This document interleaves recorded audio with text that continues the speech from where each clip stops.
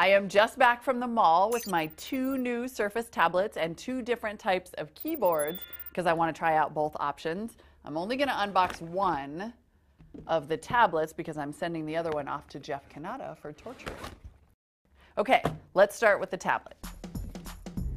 We have the Windows RT model because the Surface tablets that run Windows 8 Pro won't be available until January. Surface. Pretty subtle packaging. Ooh, alrighty. We have our pretty slick modern packaging going on here. Nice presentation. Nice matte black power brick. Kind of big. And here's the tablet itself. Now, this tablet weighs 1.5 pounds, which is sort of similar to the iPad, but I gotta say, when I had 2 of those plus the keyboards in the bag, it was heavy.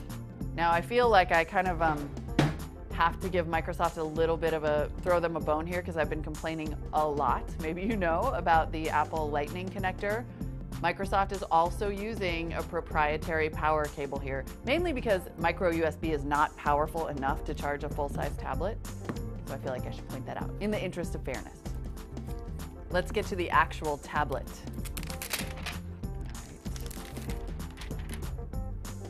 It's rectangular, but the corners are very squared off, unlike an iPad. It feels a lot lighter once you get it out of the bag with the other tablet. This feels a little plasticky, not gonna lie, a little plasticky. I think this might be power. Aha! Surface. While it's powering up, let's do some specs.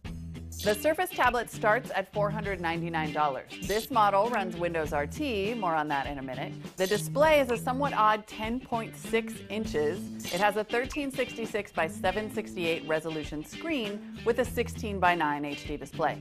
It's 9.3 millimeters thick, and it weighs about 1.5 pounds, roughly the same as an iPad. It has a nice metal kickstand built into the back.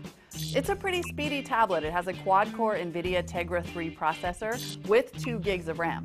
There's a USB 2.0 slot, HD video out, and a micro SD card slot for expanding the memory. It comes in 32 gigs and 64 gigs. There's a camera on the front and a camera on the back, but all that Microsoft is apparently saying about these cameras is that they're 720p resolution cameras of some sort. It's a mystery.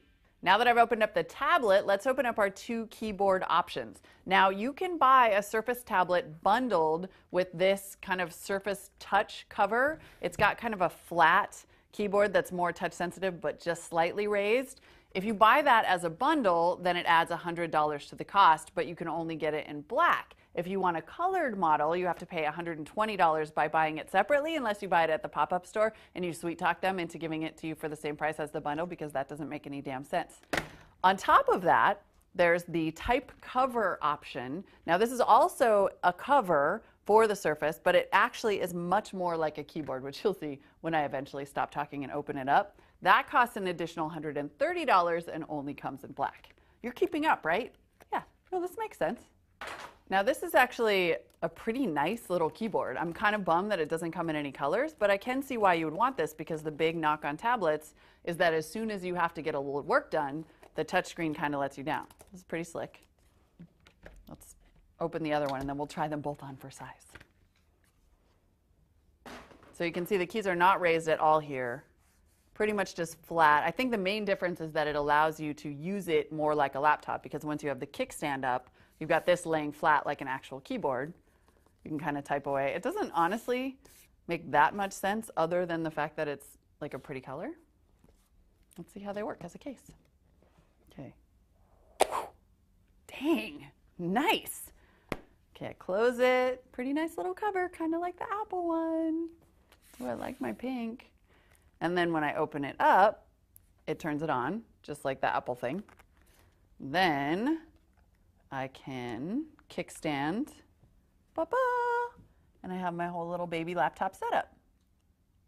One other thing they made a point of telling me was that when I flip the cover around this way, it stops working. So I can't accidentally sort of type things while I'm holding it, which is nice. All right, let's compare to our little ThinkPad guy here.